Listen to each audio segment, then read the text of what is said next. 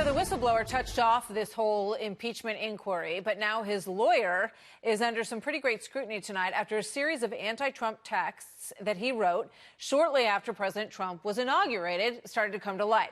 President Trump calling for an end to what he called the impeachment hoax after it was revealed that attorney Mark Zaid tweeted in January of 27, hashtag coup has started.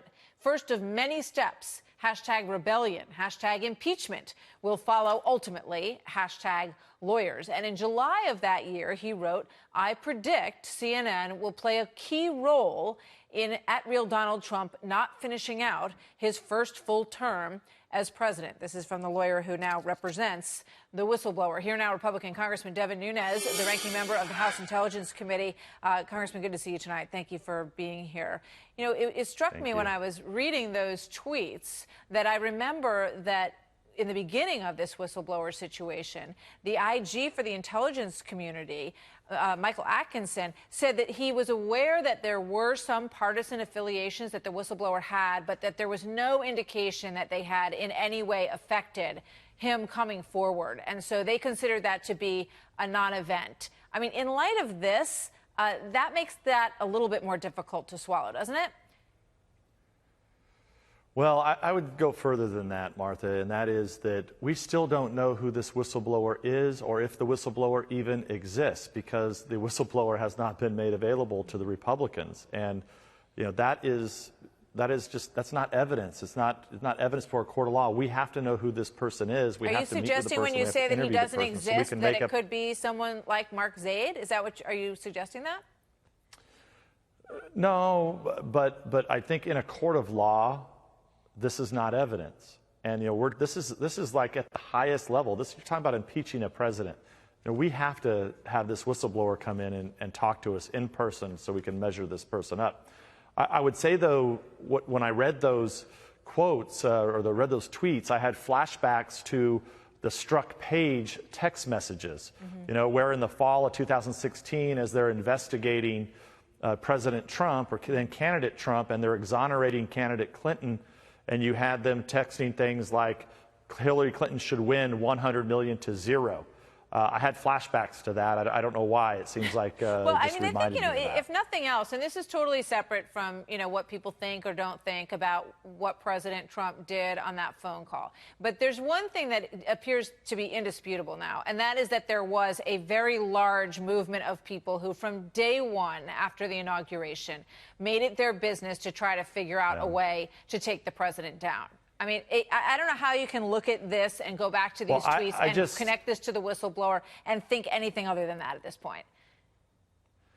Well, and the other thing that I don't understand that's not happening in the White House is that, you know, all these career bureaucrats that are either in the NSC or other departments in the White House, I mean, my gosh, you want to see where the leaks are coming from. It's coming from the White House's own bureaucrats that are sitting in there. And you know what? People who work in the White House have said that since day one. You know, that there were people who worked in the White House who were against the president. And as I said, it's, you know, this is separate from, you know, what may or may not be decided about the actual content of that phone call.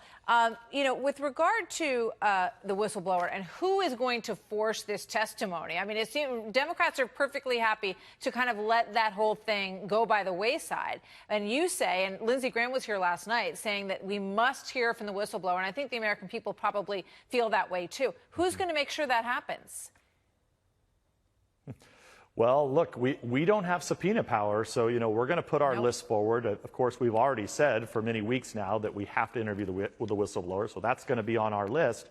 But this is another troubling thing that the media is not paying any attention to, and that is that, you know, we don't have a right to subpoena people. We have to basically create a list that meets certain criteria and then go beg the House Democrats to let us have some of our witnesses.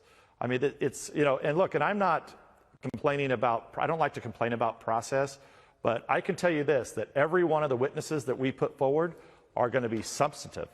And it's going to lead back to the corruption of the Democrats and what they were doing in Ukraine.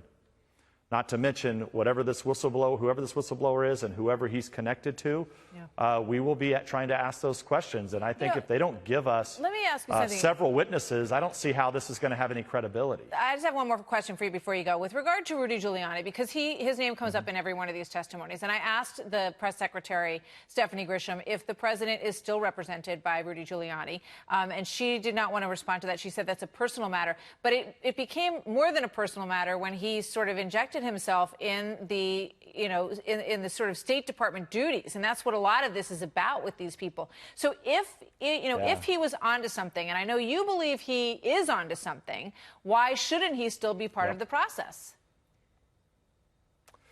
Well, the president makes that decision, and one of the things that you're exactly right on is that many of the people that you're going to see next week, what they're most mad about is that they were being circumvented by Ambassador Volker, by Ambassador Sondland, and by Rudy Giuliani.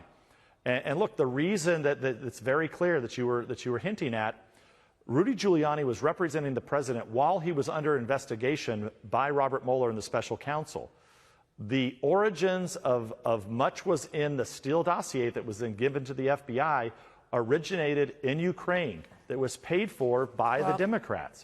So Giuliani has every right and responsibility to be over there trying to figure out who these Ukrainians are. Okay. I mean, it sounds like that's not happening anymore. He's hired 3 lawyers himself. So, it just makes me curious if that was, so determined to be so important. Now it appears that the White House is, moving beyond that. So we'll see. Thank you very much, Congressman Nunes. Good to see you tonight.